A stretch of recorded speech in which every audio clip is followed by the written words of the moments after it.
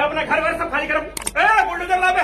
नमस्कार, मैं द सच्ची वॉइस चैनल से। चलिए जानते हैं आज भारत की राजनीति से जुड़ी फटाफट जरूरी खबरों को सिर्फ 5 मिनट में, जिन्हें सुनकर आपके होश उड़ जाएंगे, लेकिन गोदी मीडिया आपको कभी नहीं दिखाता। तो वीडियो को लाइक करके चैनल को सब्सक्राइब जरूर कर दें। आज की पहली और सबसे बड़ी खबर, दोस्तों, भारतीय जनता पार्टी सरकार की मनमानी इतनी बढ़ चुकी है कि आप यकीन नहीं करेंगे कि उन्होंने किस प्रकार से आम लोगों का जीना हराम कर दिया है। इसी बीच जब अखिलेश यादव जी की एक महत्वपूर्ण राजनीतिक बैठक चल रही थी, तभी 2 व्यक्तियों ने मंच पर आकर जो किया, उससे सभी बीजेपी वालों की असलियत सामने आ गई। पहले वीडियो देखिए, फिर उस पर विस्तार से बात करते हैं। क्या बकवास किया?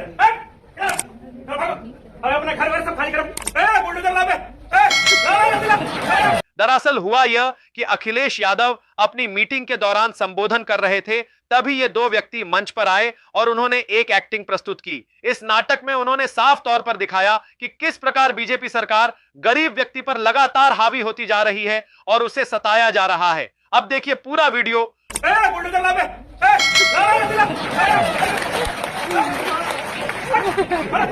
हमारे पूर्वजों से किसी जगह रह रहे हैं, कहाँ जाएंगे? तुम्हारे पूर्वजों का ठेका लिए हैं। अरे साहब, इसका कागज जो हमारे पास है, अपना कागज जो है अपने घर में रख। बहुत देखा था कागज।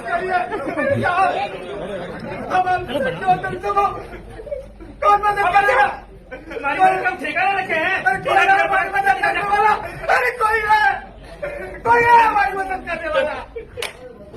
कोई है।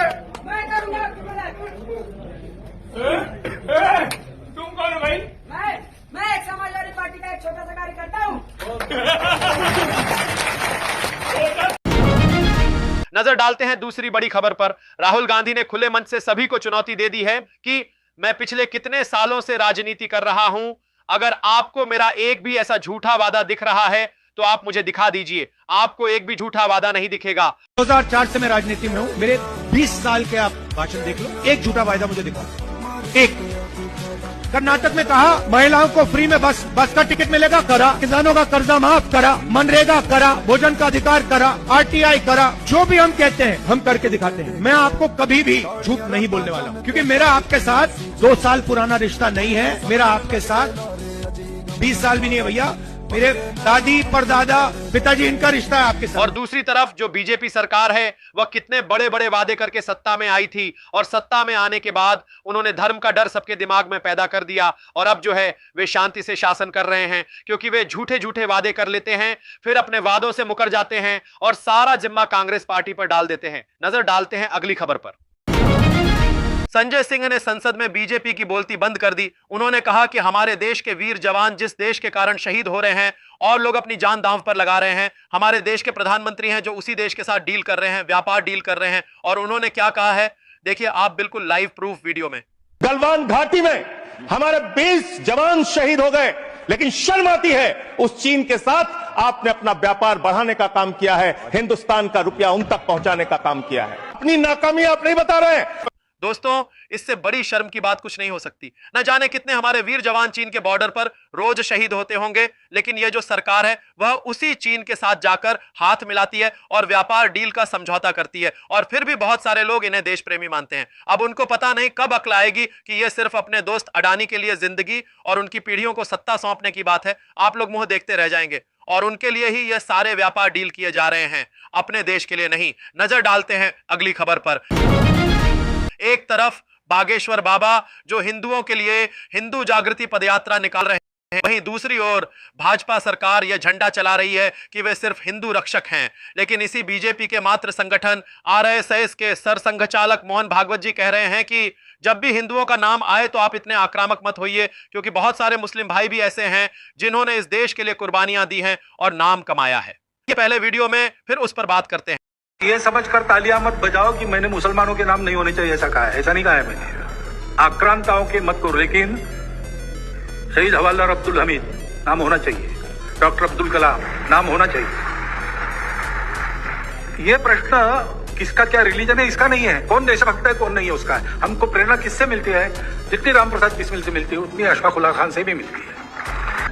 परंतु देश के नाते हम एक है, समाज के नाते हम एक है। तो झगड़े जो हुए ऐतिहासिक पृष्ठभूमि के कारण धीरे धीरे इनको समाप्त करना पड़ेगा।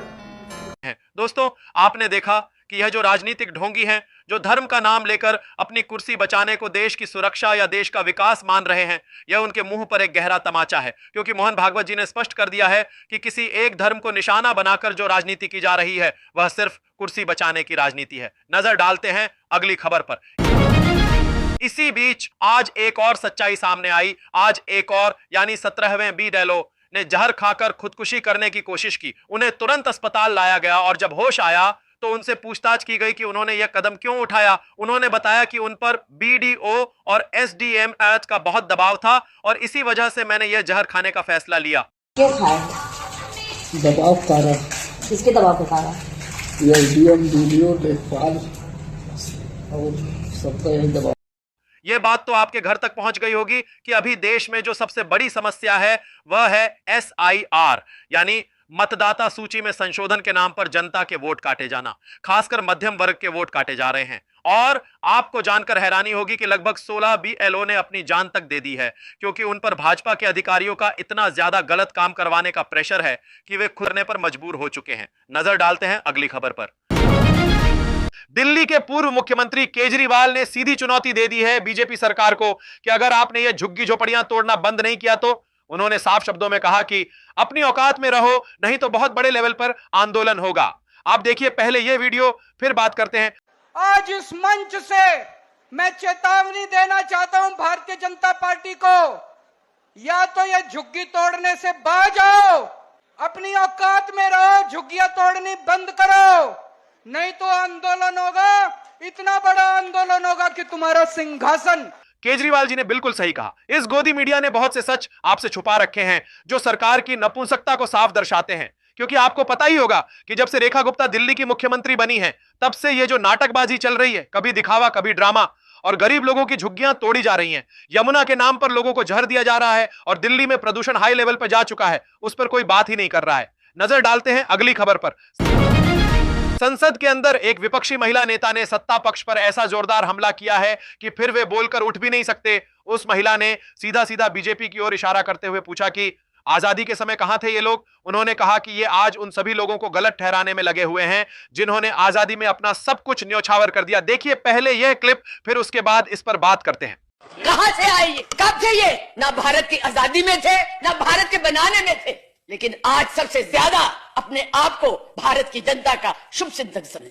हाँ, है शुभ चिंतक। एक काम किया अध्यक्ष जी इन्होंने, उपाध्यक्ष जी, जो नोटबंदी कर दी, जो तुगलक की फरमान कर दिया, रातों रात नोटों को जो है कागज के टुकड़े बना दिया, ये जरूर इन्होंने किया है। दोस्तों, चाहे कुछ भी हो जाए, कोई भी राष्ट्रहित की पार्टी अपने विपक्ष के लिए इतनी नफरत नहीं ला सकती, इतना जहर लोगों में नहीं फैला सकती, और वह भी तब जब असलियत में ऐसा कुछ हुआ ही ना हो। लेकिन इन्होंने बेतुकी बातों से झूठ फैलाकर हमारे वीर शहीदों और हमारे प्रमुख आजादी के जो लीडर थे उन्हें ही देश का दुश्मन साबित करने की कोशिश की है। अरे, जिनके लिए गोडसे भगवान बन चुका हो और गांधी दुश्मन, उन लोगों से हम राष्ट्रहित की अपेक्षा क्यों रखेंगे? दोस्तों, अब यह सब देखने के बाद चुप मत रहना। अगर आपको किसी खबर या किसी साजिश पर गुस्सा आया है तो अपनी पूरी भड़ास कमेंट में निकालिए और इस वीडियो को अंधभक्तों तक शेयर कीजिए। यही आपकी सबसे बड़ी देशभक्ति होगी। और हां, अगर आप सच में चाहते हैं कि हमारी सच्ची पत्रकारिता मजबूत बने तो सब्सक्राइब जरूर कीजिए।